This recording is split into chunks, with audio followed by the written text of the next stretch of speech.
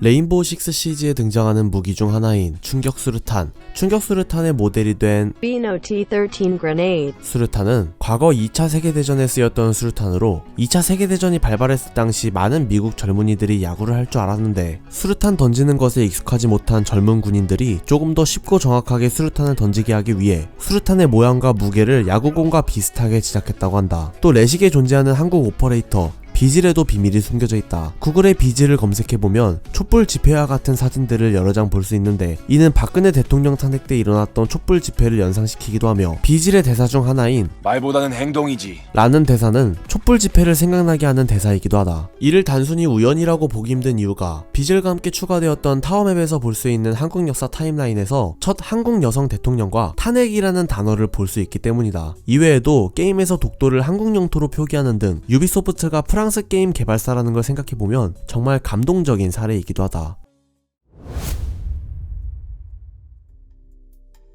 1998년 8월 21일 레인보우 6가 출시되면서 시리즈의 시작을 알렸다. 레인보우 6가 출시되기 전인 1990년도만 해도 퀘이크3, 하프라이프, 얼리얼, 둠과 같이 빠른 속도감을 자랑하는 하이퍼 FPS 게임이 시장의 줄을 이뤘는데 레인보우 6는 그 사이에서 하드코어함과 리얼리티 FPS를 추구하면서 다른 FPS 게임들과 차별점을 두었고 택티컬 슈터 장르의 시작을 알리게 된다. 하드코어한 레인보우 6의 인기로 이후 출시되는 수많은 FPS 게임들이 영향을 받게 되는데 대표적으로 하프라이프의 모드였던 카운터 스트라이크가 레인보우 6에게 큰 영향을 받아 제작되었다. 1998년 레인보우 6 출시 이후엔 1999년 후속작 레인보우 6 로그스피어가 출시되고 2003년엔 레인보우 6 3 레이븐 실드, 2005년엔 레인보우 6 락다운, 2006년 2008년엔 레인보우 6 베가스 시리즈를 거쳐 2015년 레인보우 6 시즈가 출시되게 된다.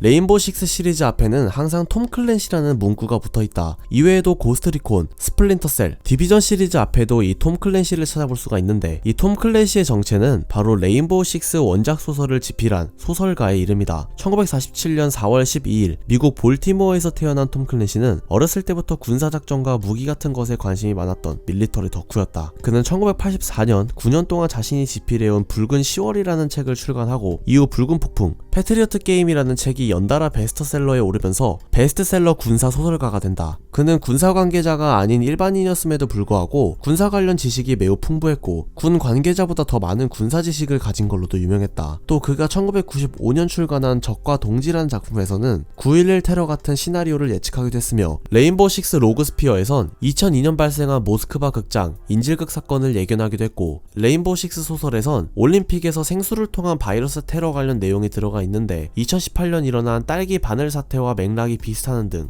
수많은 테러들을 예견하면서 군사 지식 이외에도 정세 흐름을 읽는 뛰어난 면모를 보여주었다. 그러다 보니 국가로부터 직접 미국에 일어날 수 있는 테러 시나리오를 제출해달라는 부탁을 받기도 했으며 미 국방력의 상징이기도 한 펜타곤에 출입증 없이 들어갈 수 있는 권한까지 얻은 소설가였다. 이런 톰 클랜시는 평소 소설이 아닌 비디오 게임 분야에도 관심이 많았는데 그는 1996년 당시 하드코어 FPS 게임을 개발하고 싶어 했던 레드스톰 엔터테인먼트를 설립하는 데 투자하기도 했으며 레인보우 6 소설 출간 동시에 레인보우 6 게임을 출시하기도 했다.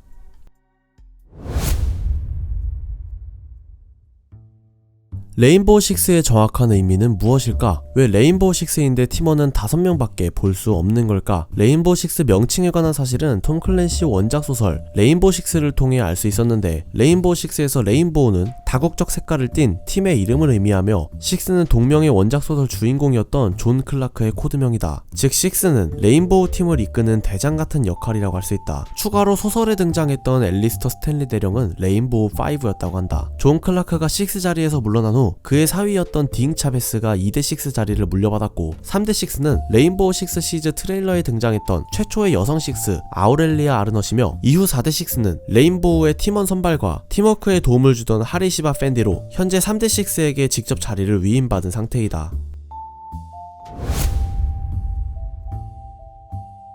레인보우 식스 시즈는 원래 다른 이름으로 개발되고 있었다. 그 제목은 바로 레인보우 식스 언브레이커블이었는데 개발 과정에서 바리게이트와 철조망, 이동식 방패들을 설치하고 맵에서 공사를 하는 컨셉으로 이어지면서 공성을 뜻하는 시즈의 부제가 더 잘 어울릴 것 같아 언브레이커블의 부제는 취소되고 결국 레인보우 식스 시즈가 되었다고 한다. 들려오는 후문으로는 현재와 같이 모의 훈련 컨셉이 잡히면서 언브레이커블 같은 부제보단 군사적 포위 작전의 의미를 지니고 있는 시즈의 부제가 더 어울릴 것 같아 결국 레인보우 식스 시즈가 되었다는 이야기가 있다.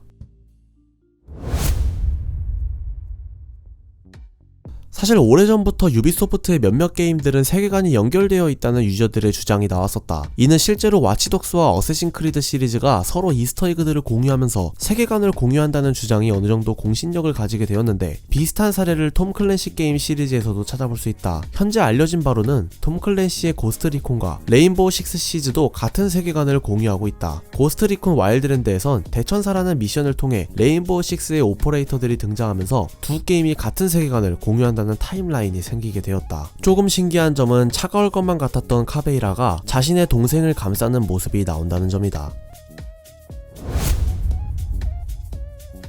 사실 레인보우 식스 시즈가 개발되기 전 유비소프트는 레인보우 식스 패트리어트라는 게임을 개발하고 있었다. 공식 트레일러와 컨셉 트레일러가 공개되었을 정도로 어느정도 개발되었던 게임이라는 걸 알 수 있는데 한창 개발이 진행되던 도중 개발사에선 플레이스테이션 4 같은 차세대 기기가 곧 출시된다는 소식을 듣게 되고 개발 방향을 바꿔 정통 하드코어 FPS 게임으로 다시 되돌아가 보자는 목표로 눈을 돌리게 된다. 그렇게 차세대 기기에 초점을 맞추고 개발하게 된 게임이 레인보우 식스 시즈이다. 개발 취소된 패트리어트에 관한 소식은 유비소프트가 또 이스터에그로 활용을 했는데 고스트리콘 와일드에선 트위치에게 참여했던 작전 패트리어트는 어떻게 되었냐고 하자 기밀이라며 대답을 회피하는 이스터에그를 볼 수 있다. Operation Patriots ring any bells? Who told you about that?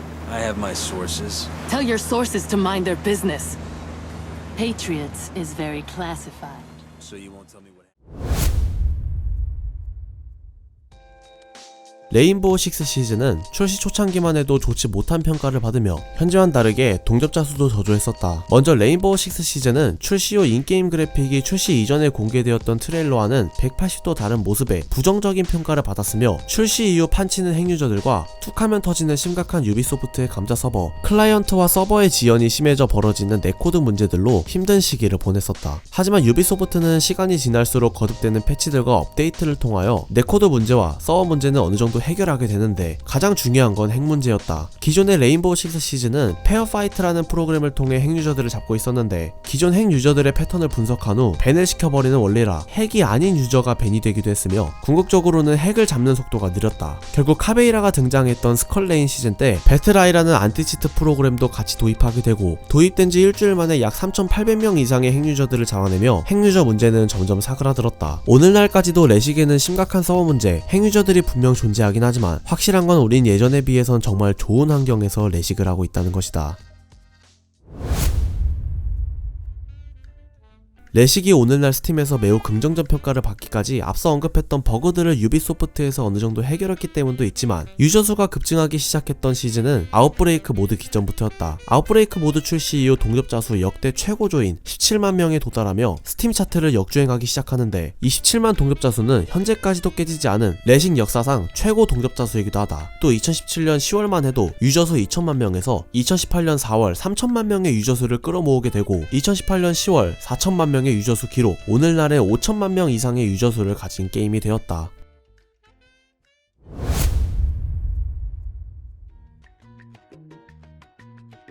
타창카라는 단어의 어원은 19세기에서 20세기 마차에 기관총을 달아서 사용하는 보병 차량에서 따왔는데 이와 걸맞게 게임 속 타창카도 탑승형 LMG라는 특수 기술을 가지고 있다. 다음 영상에 레인보우 식스 시즈라고 커뮤니티 글을 올리는 순간 형 로드 넣을 거지 영상을 시청하실 겁니다. 왜 레식 유저들은 이렇게까지 타창카에 열광을 할까? 국내에서 타창카는 군주, 해외에서 로드 타창카란 단어로 찬양받는 이미지를 가지고 있는데 타창카의 모습을 각종 영상들과 짤로 편집한다거나 Epic Sax Guy. 를 패러디한 영상을 올리는 등 타창카는 여기저기서 밈으로 활용되며 고통받고 있다. 밈의 모평물이 된 가장 큰 이유라면 다른 오퍼레이터에 비해 처참한 픽률과 게임 속에서 좋지 못한 성능을 자랑했기 때문이다. 유비소프트에서도 로드 타창카 관련 밈을 인식하고 있는지 과거 트위터에 어떻게 신을 버프할 수 있냐는 장난스러운 문구와 영상을 올린 적이 있었다.